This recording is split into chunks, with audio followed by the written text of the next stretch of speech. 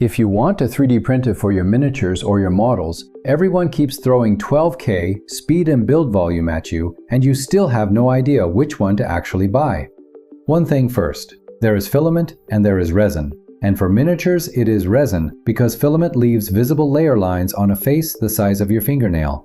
Here are the 7 worth your money in 2026, links are in the description, and stay to the end for the setting that changes everything.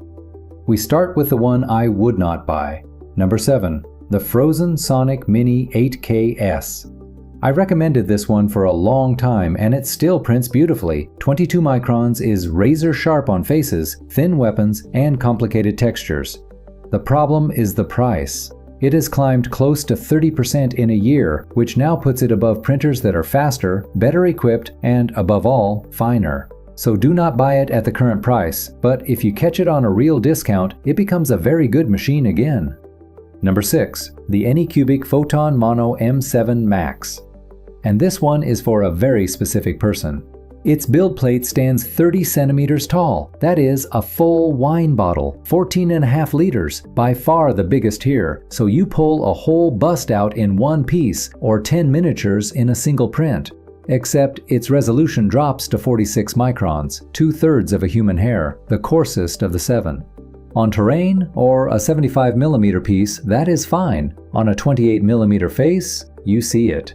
I would only recommend it if very large format is your actual need, because it is the most expensive printer here and all you are paying for is volume. Quick note, because that one is a 7K printer and it is 3 times coarser than a 4K printer, since K only counts the pixels on the screen and says nothing about their size, so the only number worth reading is microns. Number 5. The Anycubic Photon P1, the only genuinely new machine of the year. It is the first desktop resin printer with 2 vats, which means 2 resins, 2 colors, or 2 materials in the same print, without emptying or cleaning anything in between. Technically, it is the most interesting of the 7, but if you print to paint afterwards, 2 colors buy you nothing. You are covering the part in primer anyway, and you paid a premium over number 4 for a feature your first coat erases.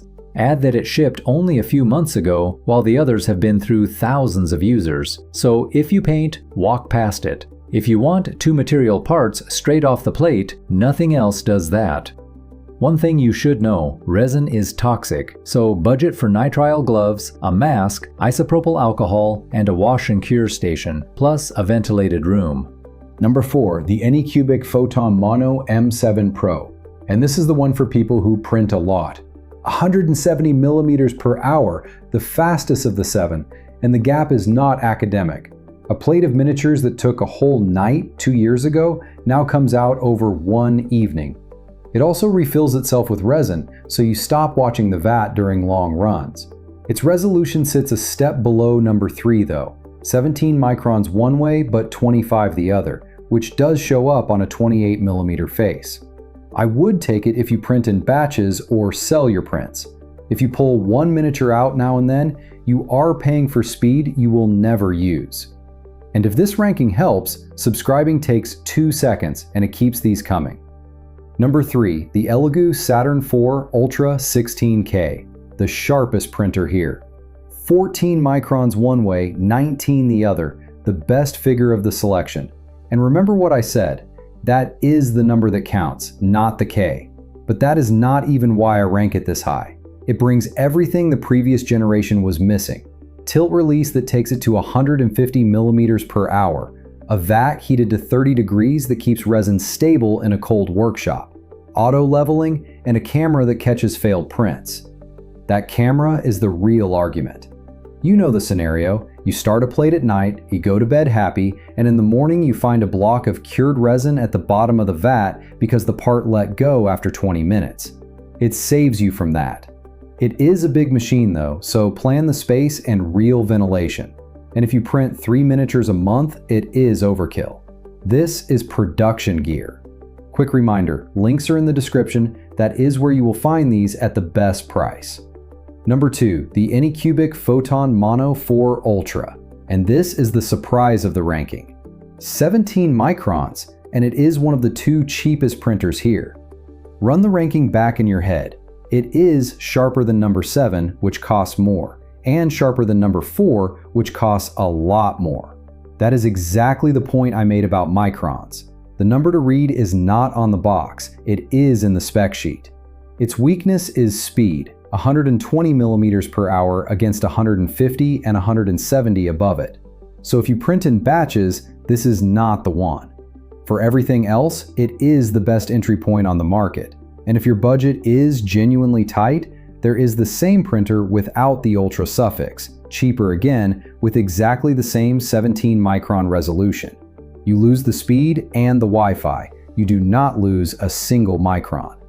Number 1, and I am finishing with the Elegoo Mars 5 Ultra, the one I would buy today if I could only own one. It wins no category. It is not the sharpest, not the fastest, not the biggest. It is second at everything. 18 microns. 1 micron off the best cheap printer here. 150 millimeters per hour.